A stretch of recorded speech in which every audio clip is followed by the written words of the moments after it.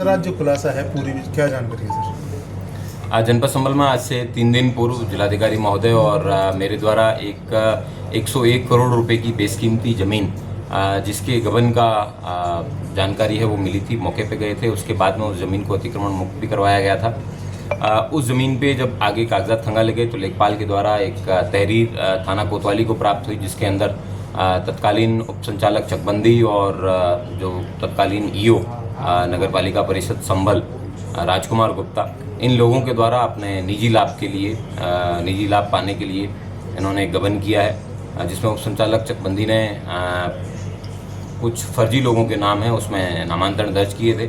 उसके बाद में कुछ लोगों के द्वारा माननीय उच्च न्यायालय के अंदर रिट योजित की थी उस आदेश के खिलाफ, लेकिन राजकुमार गुप्ता के द्वारा उस रिट को अपने निजी लाभ प्राप्त करने के लिए वापस विड्रॉ कर लिया था।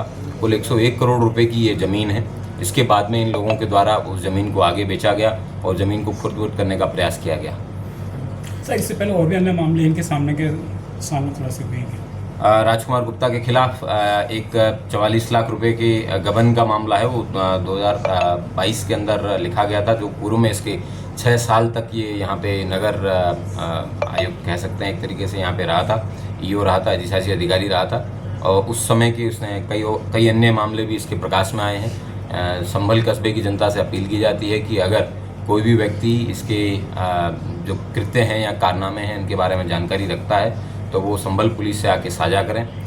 इसके पूरी विवेचना के विवेचक हमारे सीओ कुलदीप कुमार हैं, वो वर्तमान में इसमें बहुत ही सघनता के साथ में इसकी विवेचना कर रहे हैं। मैं उम्मीद करता हूं कि जो भी संभल वासी हैं वो उनसे अपनी सूचनाएं जरूर साझा करें, ताकि समय रहते इस तरीके के जो लोग सिस्टम के अंदर सिस्टम को ही दिमक की तरह खाने का प्रयास कर रहे हैं उनकी सफाई है वो की जा सके। सर कल कहाँ पर किस पद पर तैनात हैं? ये वर्तमान में सहायक नगर आयुक्त शाहजहाँपुर में तैनात है।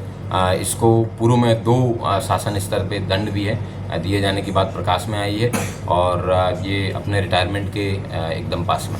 अब तक कुल कितने लोगों से पूछताछ हो चुकी है? क्या कल कोई पूर्व चेयरमैन से ही पूछताछ हुई थी संभल की? इसमें जिस समय ये ईओ रहे हैं उसी समय के जो संभल के तत्कालीन चेयरमैन रहे हैं उनसे भी पूछताछ की है, और भी अन्य लोग हैं उन सभी से पूछताछ की जाएगी। जिस व्यक्ति के खिलाफ जब साक्ष्य मिलेंगे तब तक उस व्यक्ति को गिरफ्तार करके उसके खिलाफ कार्रवाई है वो सुनिश्चित की जाएगी।